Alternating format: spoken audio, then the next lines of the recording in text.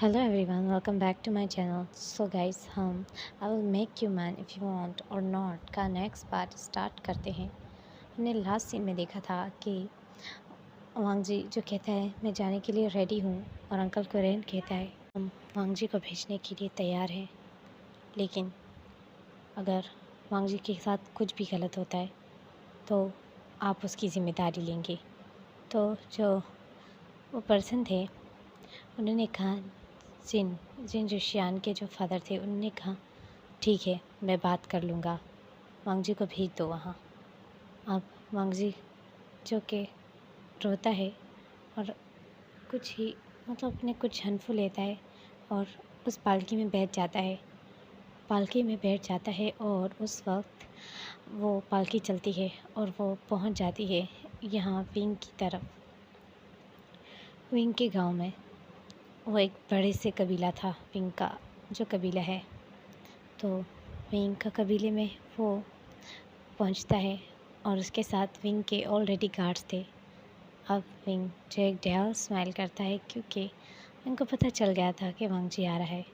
और वांग जी जो कि अब उस पालकी से उतरता है, वांग जी ने अपने फेस को वेल से कवर किया हुआ था और अच्छे से बिल्कुल छुपाया हुआ था जिससे भी वांग जी का फेस ना दिखे।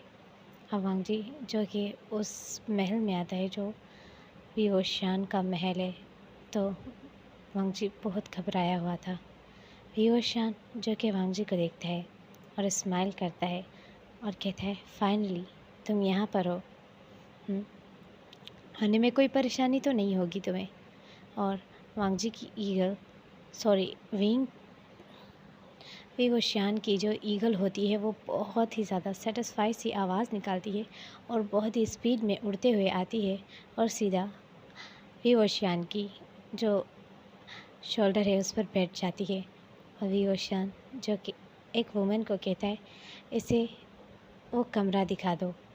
और वांग जी जिसने अभी तक वेल किया है, वेल में वांग जी के आंसू साफ साफ गिर रहे थे।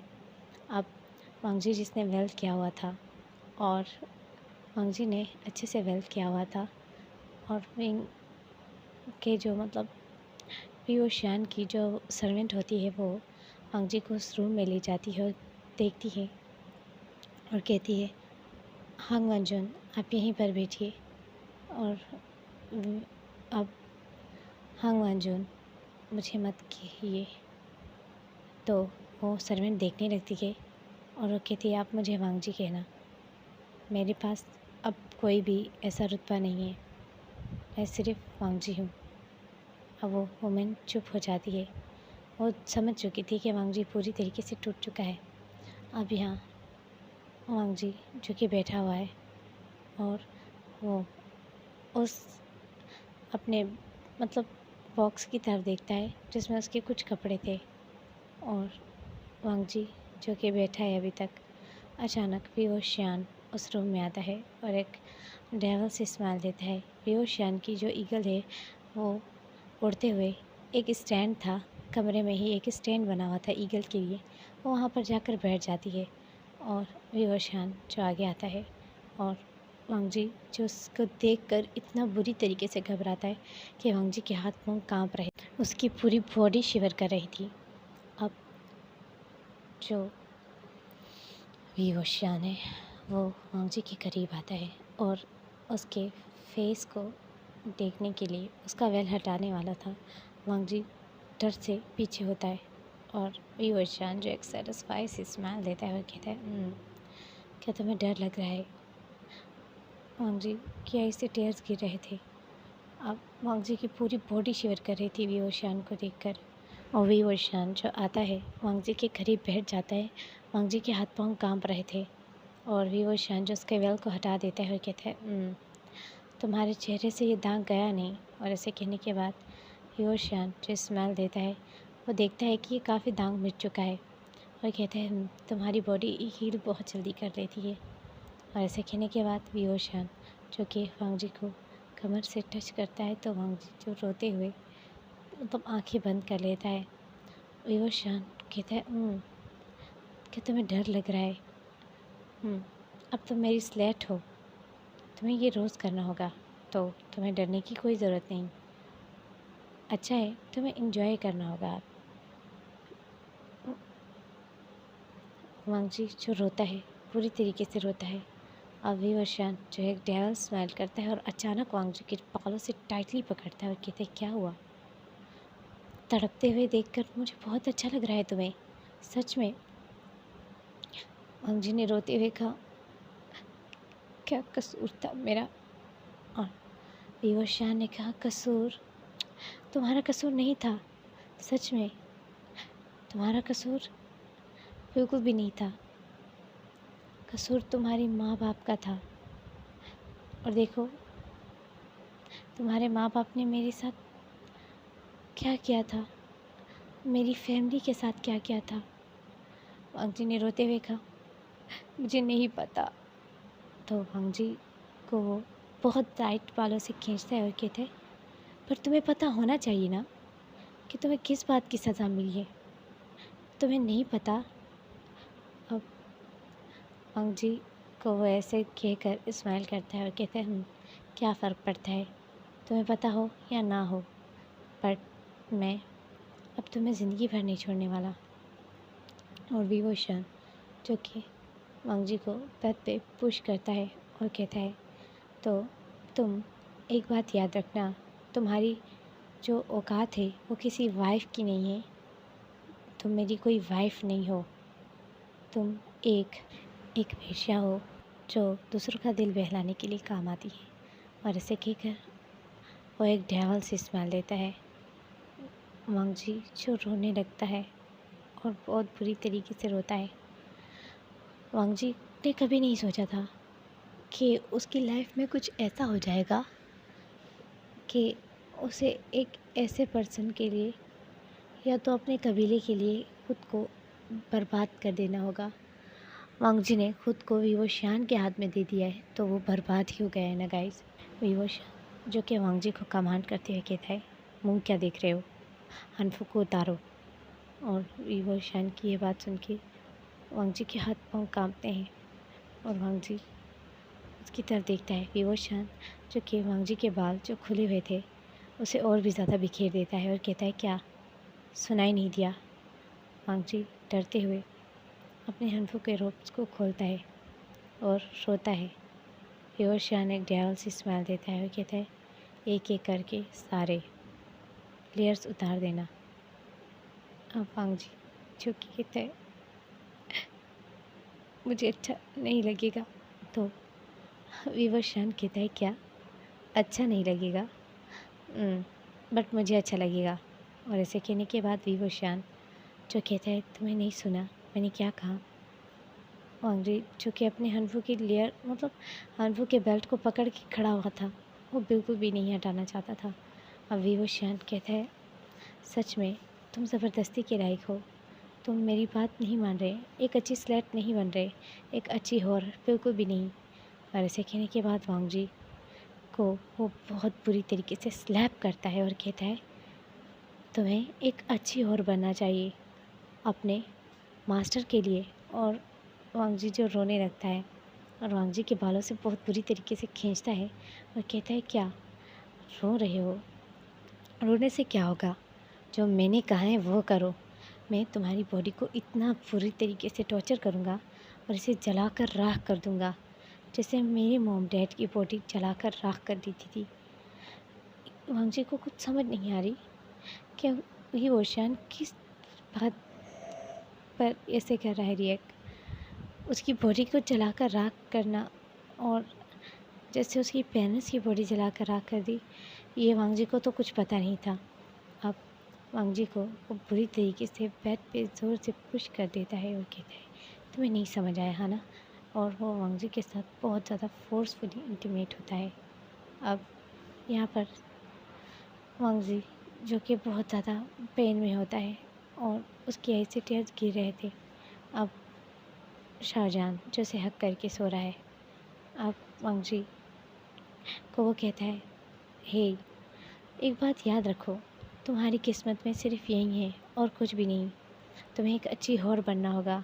अगर तुम अच्छी हौर बन गई तब मैं तुम पे कभी हाथ नहीं उठाऊँगा। और वांगजी के लिप्स के कोनों से जो ब्लीडिंग हो रही थी, क्योंकि शाहजहान ने उस पर हाथ उठाई थी, विंग ने, विवोशान ने उस पर हाथ उठाया था। और विवोशान जो कहता है, हांग वंजोन, तुम्हें सब ऐसे ही बुलाते हैं ना? मैंने सुना था तुम्हारी बहुत रिस्पेक्ट करते थे लोग।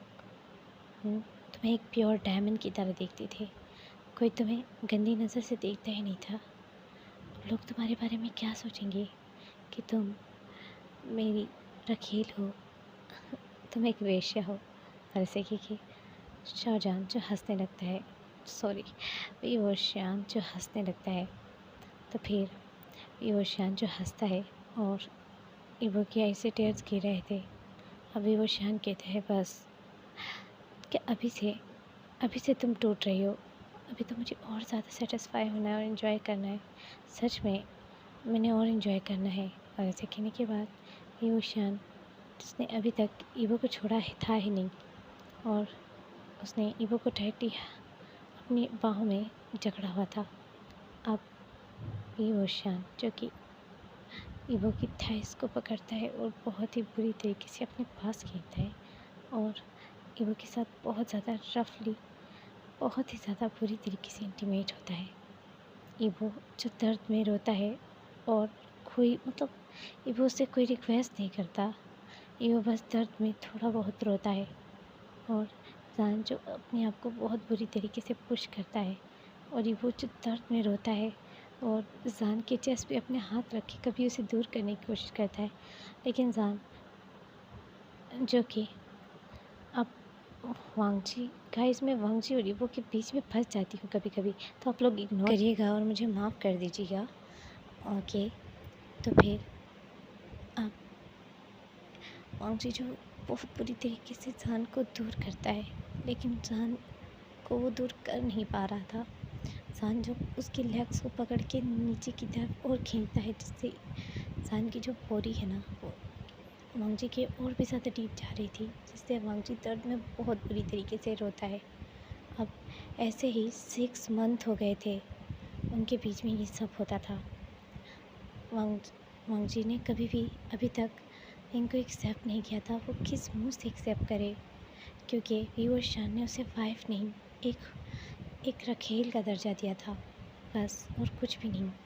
अब वांगजी जो कि बेड पे है और विवोशान जो कि नशे में धुत आया और अचानक ही आकर वांगजी के हाथ से पकड़ के खींच दिया और उसे उठा दिया और कहा, हे उतारो इसे।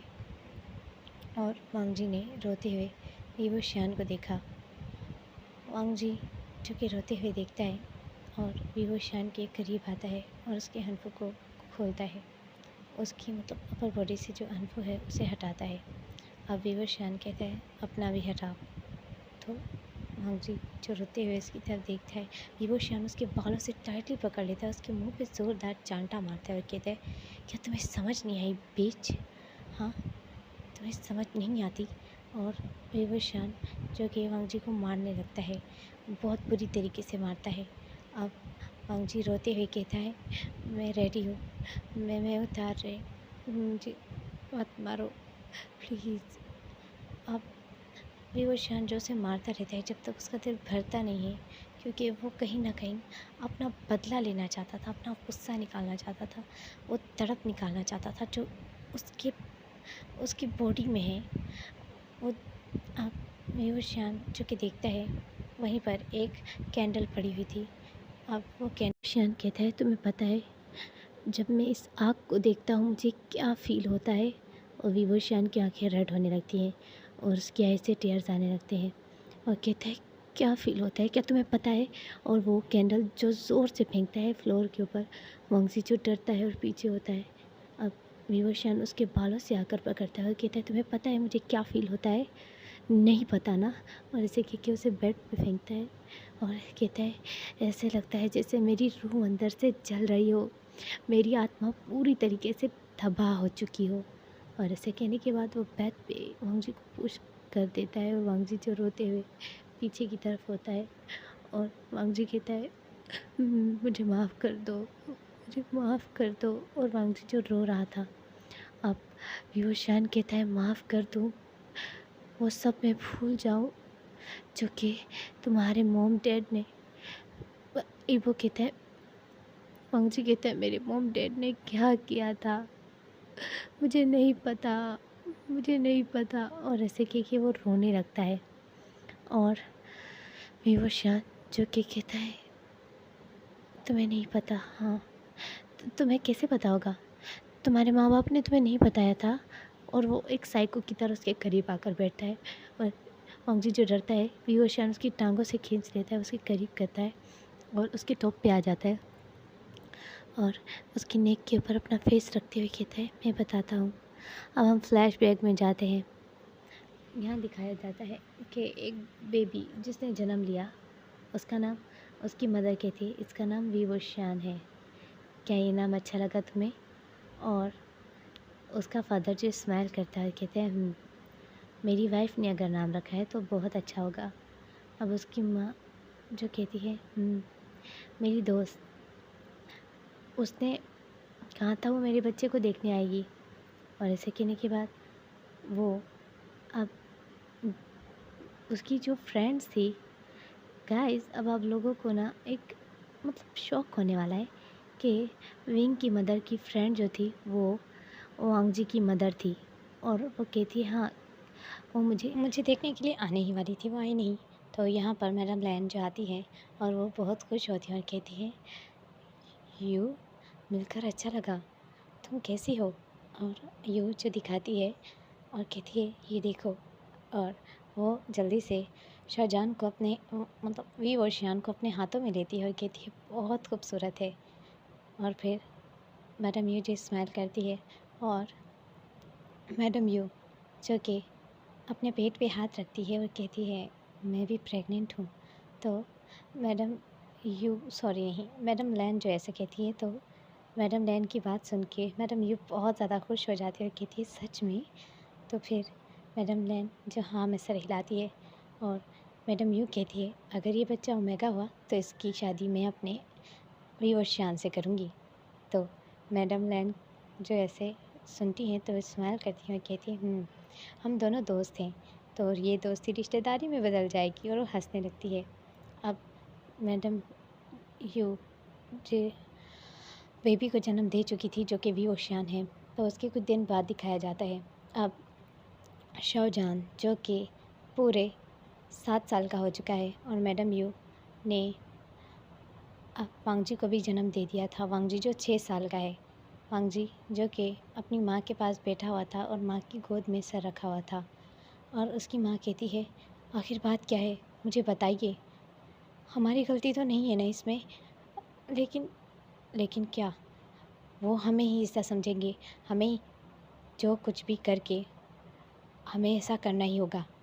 लेकिन वो बेकसूर हैं, हमें कोई फ़र्क नहीं पड़ना चाहिए, उन्होंने गलती की है। मुझे नहीं लगता कि वो ऐसा कर सकती है। मेरी बात सुनो, यूएस यू ऐसी नहीं है, वो ऐसा नहीं करेगी। ना ही उसके हस्बैंड जंग फेमियान, वो भी ऐसे नहीं है। और फिर वो जो ऐसे बोल रही थी, तो मतलब लैन वांगजी का डैड जो होता है वो कहता है, चुप रहो, तुम्हें किसी बात का नहीं पता। ये बातें हम पर डिपेंड नहीं करती, जो हमारे बड़े बोलेंगे वही होगा। वो तुम्हारी दोस्त है, मैं मानता हूँ, और उसका जो हस्बैंड है वो भी मेरा अच्छा दोस्त है। हमने कुछ भी गलत नहीं किया, बस हमें किसी तरीके से इस बात को ख़त्म करनी होगी। अब हमें दिखाया जाता है कि अचानक वी और शियान जो कि कमरे में बैठा हुआ था और उसकी माँ जो उसे खाना खिला रही थी और उसके बालों पे हाथ फिरा रही थी, उसके फोरहेड पे किस करती है। अचानक लोग आग लेकर आते हैं और कहते हैं, यही हैं वो लोग, मार डालो इन्हें। और वी शियान को जल्दी से उसकी माँ उठा लेती है और कहती है, वी बेटा यहाँ पर रहना, ठीक है। और वी शियान की माँ जो उसे एक जो जगह थी उसके नीचे छुपा देती है और कहती है आगे, ठीक है, यहीं पर रहना बेटा, बाहर मत आना। और वो लोग जो आते हैं और वो मैडम यू के बालों से पकड़ते हैं और उसके हस्बैंड पहले से ही उनके जंगल में थे, मतलब वो उनके हस्बैंड को पहले से ही पकड़ चुके थे। और वो कहते हैं, इसे बांधो, इसकी सज़ा ये है कि इसे ज़िंदा जला दिया जाए। विंग जो ये सब सुन रहा था वो रोते हुए अब बाहर निकलता है और उस छोटे से हट से उस खिड़की से देखता है कि उसकी माँ को पेट से बांध दिया गया है और उसके फादर को जो दरख्त होता है ना गाइस, उससे मतलब फांसी लगा दी गई है।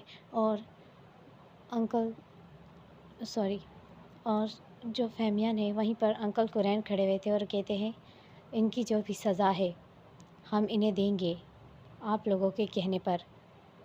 और यहाँ पे पूरे 10-12 कबीले के लोग थे और उन्होंने मैडम यू को ज़िंदा जला दिया। और अंकल फेमियन सॉरी मैं अंकल कह रही हूँ, और जो फेमियन थे यंग फेमियन उन्हें फांसी दे दी थी और फांसी देने के बाद उन्हें भी जला दिया। विंग जो बाहर आ जाता है जब मैडम यू को जलाने वाले थे तो वो कहते हैं इस बच्चे को पकड़ लो, और उस बच्चे को पकड़ लेते हैं और उस बच्चे के सामने ही उसके माँ बाप को जला दिया गया था। अब वांगजी जब ये सुनता है तो उसे हर्ट होता है। वांगजी कहते हैं मेरी मॉम मेरे डैड ने कुछ नहीं किया होगा, वो ऐसे नहीं है। तो विवोशियान हंसता है और कहते हैं चुप, अपनी मॉम डैड का मेरे सामने नाम मत लो, समझी तुम। और वो उसके बालों से ज़ोर से खींचता है और कहता है अगर तुम्हारे मॉम डैड को तुम्हारी आंखों के सामने जला दिया जाता तो तुम्हें कैसा लगता वांगजी। और वो वांगजी के लिप्स में फाइट करता है, वांगजी रोता है और दूर होता है। अब ऐसे ही काफ़ी डेज़ गुजर जाते हैं। अब वांगजी को बहुत बुरी तरीके से फ़ीवर है। वांगजी की पूरी बॉडी कांप रही थी फ़ीवर में। वांगजी जो बिल्कुल पिंक सा ब्लश कर रहा था, मतलब ब्लश जो एक फ़ीवर का ब्लश होता है जिसमें इंसान का कलर या तो येलो सा हो जाता है या तो पिंक सा हो जाता है, तो वैसा ही हो रहा था। वांगजी की पूरी बॉडी जो बिल्कुल पिंक पड़ गई थी और उससे ऐसा लग रहा था जैसे आग निकल रही हो। वांगजी कांपते हुए छोटे से उस रूम में छोटे से बिस्तर पर खुद को जकड़ कर सो रहा था। उसके पास कोई ब्लैंकेट नहीं था। अब वहाँ पर विवोशियान जो आता है और कहता है, उसको देखता है कि वांगजी कांप रहा है, उसकी पूरी बॉडी जो बहुत रेड हो गई है। विवोशियान की एंट्री होती है उस रूम में तो विवोशियान देखता है कि वांगजी पूरी तरीके से कांप रहा है। और इंसान को अगर फ़ीवर हो तो उसकी एक आवाज़ निकलती है, वो बहुत ज़्यादा दर्द में निकलती है। वांगजी के सर में बहुत दर्द था और उससे चक्कर आ रहे थे और उल्टियाँ भी हो चुकी थी काफ़ी बार। अब वांगजी जिसे उल्टी हो रही थी और चक्कर आ रहे थे, वो कांप रहा था पूरे बेड पर। वो अपना सर बिल्कुल भी उठा नहीं सकता था, बिल्कुल चल नहीं सकता था। विवोशियान आता है और अपने हनफू को हटाने लगता है। वांगजी अपनी बहुत ही ज़्यादा मतलब भारी सर को फ़ील कर पा रहा था, उसने आंखें बंद की थी। वांगजी को फ़ील होता है कि उसके ब्रेस्ट में किसी ने टच किया। तो वांगजी उठता है और कहता है नहीं, मुझे बहुत फ़ीवर है, मुझे छोड़ दो आज के लिए प्लीज़, मेरे सर में बहुत दर्द है, मुझे छोड़ दो आज के लिए। और जान जो कि उसके फेस को जब टच करता है तो उसकी मतलब इतनी बॉडी में हीट आ रही थी, इतनी ज़्यादा उसकी बॉडी गर्म हो रही थी कि उसको ऐसा लग रहा था जैसे वो किसी बहुत ज़्यादा जैसे आग के ऊपर वो अपने हाथ सेक रहा हो। तो फिर जहाँ जो डेविल से स्माइल करता है और कहता है मेरा छोड़ने का मन बिल्कुल भी नहीं है। ये वो कहता है प्लीज़, मेरे सर में बहुत चक्कर आ रहे हैं, मेरे सर में दर्द है। और जान जो कि बिल्कुल भी नहीं सुनता, वो अब विवोशियान जो अपने हनफू को हटाने लगता है, वो अपनी अपर बेटी से हनफू हटा लेता है और वांगजी को हक करता है, जिससे वांगजी की इतनी गर्म बॉडी होती है और जान की ठंडी बॉडी।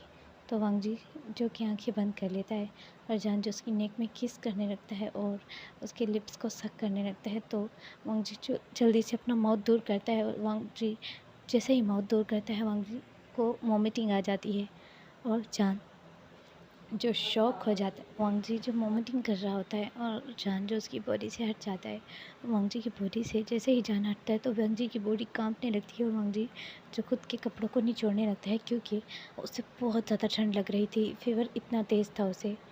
अब जान जो एक गहरी सी सांस लेता है और हट जाता है और कहता है मूड ख़राब कर दिया तुमने मेरा सारा। और ऐसे कहने के बाद जान जो कि अब वैंकिंग को बोलता है, जो उसके कबीले में एक व्यक्ति थी, उसे बोलता है कि जाओ उसे चेक करो, उसे फ़ीवर है। और वांगजी जो कि कांप रहा है, उसे वॉमिटिंग आ रही थी और कांप रहा है। जान जो कि अपने रूम में जाता है और चीज़ों को तोड़ने लगता है, कहता है क्या हो रहा है मुझे, ये क्या हो रहा है। मैं कुछ गलत कर नहीं पा रहा था उसके साथ। उसका दर्द देखकर मुझसे बर्दाश्त नहीं हुआ। क्यों? मैं भूल गया कि मैं कौन हूँ। और वो वैंकिंग जो कि अभी वांगजी के रूम में आती है, और वांगजी जो बुखार में पूरी तरीके से तड़प रहा था, उसकी पूरी बॉडी जो बुखार में मतलब कपा रही थी, उसके लिप्स कांप रहे थे। वैंकिंग आती है और वो देखती है वांगजी बिल्कुल नींद में है, और वो वांगजी का फीवर चेक करती है, और वांगजी की आंखें खुल जाती हैं जब वो फील करता है कि कोई उसके पास आकर बैठा है। अब वो वैंकिंग जो कहती है, तुम्हें क्या हो रहा है, तुम बताओ, मुझे मास्टर ने भेजा है तुम्हें देखने के लिए। वांगजी जो उसकी तरफ मासूम नज़रों से देखता है और कोई जवाब नहीं दे पा रहा था। वांगजी के लिप्स पर एक बाइट का मार्क था। वैंकिंग उसे इग्नोर कर रही थी। वांगजी अपने हनफू को थोड़ा ठीक करता है जो कंधे से खिसक गया था। वांगजी ने कहा, चक्कर आ रहे हैं और बहुत ज़्यादा वॉमिटिंग हो रही है। अब वो कहती है, ठीक है।